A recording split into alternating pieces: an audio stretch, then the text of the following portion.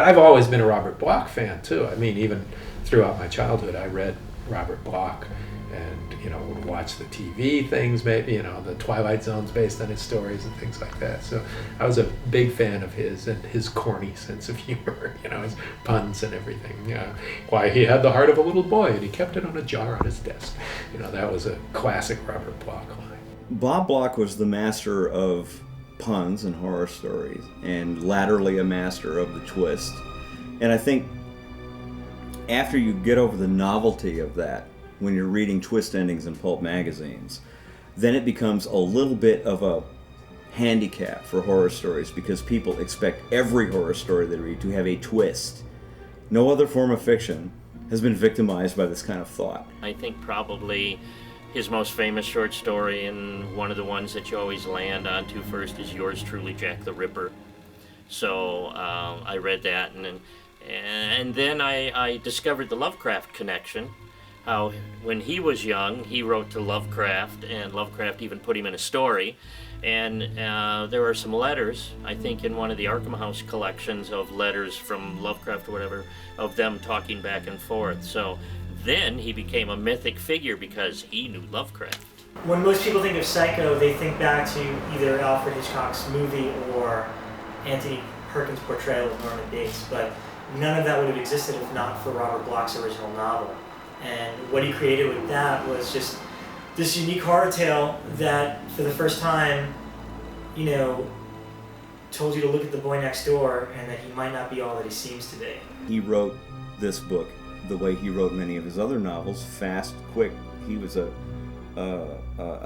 child of the pulps, a devotee of the pulps, and he wrote it with that kind of pulp speed. It's the same speed you see in his first novel, The Scarf. It's the same speed you see in The Kidnapper. It's the same speed you see in The Deadbeat or Firebug. And all of these things were in the periphery of Psycho. If you read Psycho as a standalone book, you go, okay, well, that's kind of interesting. If you read it in the company of the books written around it, you began to perceive a kind of a restless wandering around a general theme. And that was writing movies about crazy people who kill other people from a first-person point of view. That's one of the most important things about that book. Now, you don't have to mess with that as much when you're translating it to a film. And so there's a difference between literature and cinema. I think Psycho's a good book on its own standard, but Psycho's a good movie on its own standard, too. I do remember the differences, and I remember that the differences wasn't so much in the story itself, but in the character and how the character was presented. Structurally, the story is pretty much intact and it's pretty much the same. The biggest differences are little nuances from the characters. For example, Marion Crane is actually Mary Crane in the book. And the physical appearance of Norman Bates is considerably different. He's kind of like this baldish 40-year-old, kind of a loser. And, I think the thing that was brilliant about the movie was the fact that it was Anthony Perkins, this really young, good-looking. You would not suspect him to be the character that he inevitably ends up being. Whereas in the book, you kind of know there's something a little off between Norman Bates and his mother right off the bat. Okay, Norman Bates, according to Tom Weaver, and Tom makes a compelling argument for this with Bob's help, because Bob talked about this rarely, but often enough, was that his physical model for Norman in the novel was actually the guy who edited Castle of Frankenstein magazine, Cal Beck. He was this overweight, shut-in guy who lived with his mom and was dominated by her. And the article that Tom wrote was called Psychogenesis, and the more you read it, you go, damn, okay, and the great thing about Psychogenesis, the article and the concept that Calvin T. Beck, who Bob met at a party once and thought was weird enough the first time that he met him, found out a few things about him and used him really as a physical model for Norman, is that it flushes forever from your mind the preconception that Norman is Ed Gein wearing better clothing. There were aspects of the Plainfield murders that Bob imported into his novel, but it was much a result of all of his other inputs, such as meeting Cal Beck, that caused him to write Norman the way he wrote Norman. I remember going back to the book version after seeing the movie, like a lot of people did, and being kind of blown away by the shower sequence, how it reads in the book. Because obviously in the movie, it's this, it's become one of the most famous cut sequences in cinematic history, and how do you represent that, or how was it originally told in the book?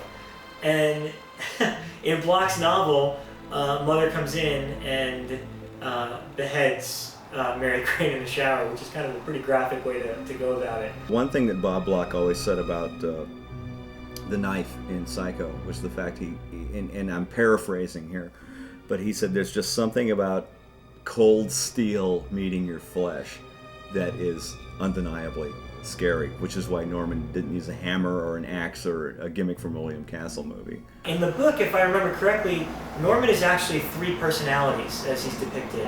I think there's the Norman, the adult Norman, the 40-year-old that runs the motel.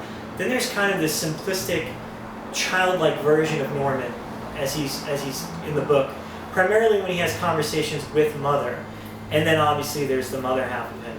So I thought that was interesting that the book version has almost 3 split personalities, whereas in the movie they just kind of kept it to 2, which, cinematically makes more sense, seeing Perkins kind of segue between the 2 characters. Bob and everyone involved in the movies both got into the sequel business. When Psycho 2, when Richard Franklin was about to do Psycho 2, Warner Books had to deal with Bob to do a sequel to Psycho, and Bob wrote a novel called Psycho 2 at that time. But the book Psycho 2 and the movie Psycho 2 have nothing to do with each other. The sequel book, Psycho 2, is very different from what they ended up making into the movie, and probably, to be quite honest, I don't know if this was Bloch's intent, but I think his book, it would be impossible to make a cinematic version of it. Psycho 2 is kind of, in a weird way, the book version of Psycho 2 is kind of what they did in Scream 2, which is Norman is locked away in an insane asylum,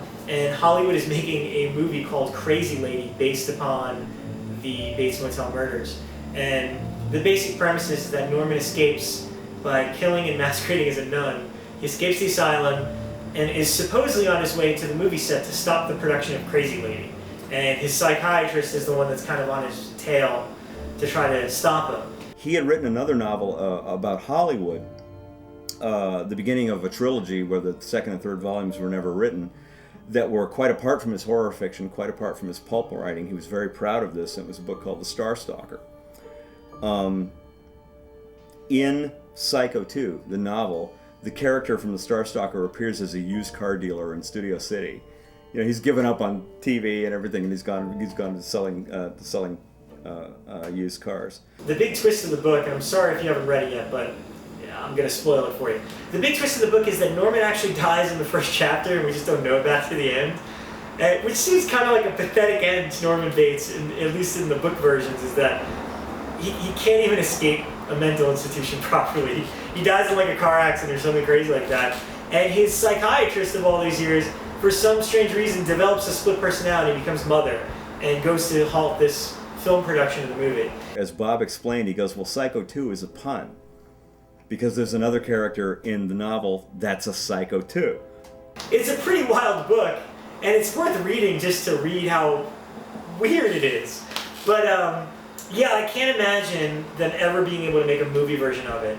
Also, the other interesting weird twist was that the director of the movie version of Crazy Lady looked exactly like Norman Bates. So it would have been weird for Tony Perkins to play the director and then the psychiatrist and then the nun version of Norman Bates and all that. So Psycho 2 is one of the weirdest sequel books in history. I don't know if Bob ever saw Psycho 2 or any of the sequels. I don't know what he thought of them if he did, but it's kind of weird to create something and sit back and watch this, child of yours go off and wander off. It's like Dr. Frankenstein. Basically, you invent the monster, he goes off and chokes a few villagers, and then after a while, you just, as the years tick off, after a while, you can't be responsible for who it goes off and stomps on. Psycho 3, the book version of Psycho 3 is actually called Psycho House. Actually, Psycho House, when it was written, was called Psycho 13, just so you know. If you read the previous books, then you know that Norman Bates is no longer with us. So Psycho House is like this bizarre story where some entrepreneur in Texas is opening a theme park version of the house where, complete with robot animatronic versions of Norman Bates and Mother, and is going to open this thing as a tourist attraction and sell tickets. And just right before they open, these two girls break into the house, and one of them gets murdered by somebody in a mother costume. So it's kind of like this weird murder mystery, which Bloch was always amazing at. Well, at that period of time, Bob had multiple book contracts with his publisher, and the pressure is always on to do something with Psycho in the title, because that's what they know they can sell.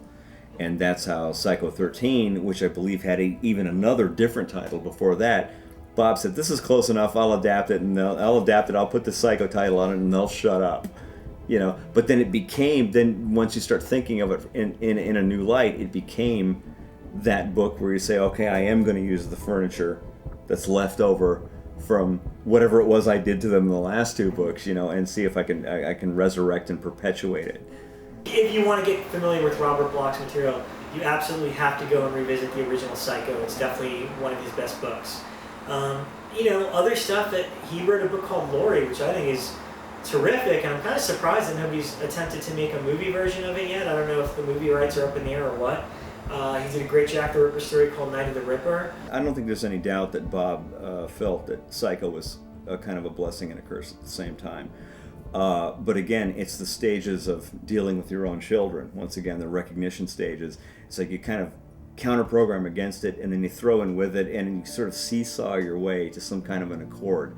And at the end of his life, Bob was very comfortable with being associated with Psycho, just for exactly the fact that a lot of people have cited, which is that if that leads you to read one other book, to see one other movie that he worked on or something, that at least is the crowbar in the door, if you will. It gives you the leverage to find out something else. A lot of people would say, wouldn't even be interested in finding out who wrote it, where it originated, or following that chain of title anywhere. But for the people who do, I think it's an enriching thing that they could discover something. Bob Bloch was a great short story writer, along with being a novelist. And the beauty of a short story is that you can put this thought in your head and write it and go on this adventure, and you're done. On to the next adventure. Whereas with a book like Psycho and that, you live with it for a long, long time. And when it becomes successful, you live with it forever.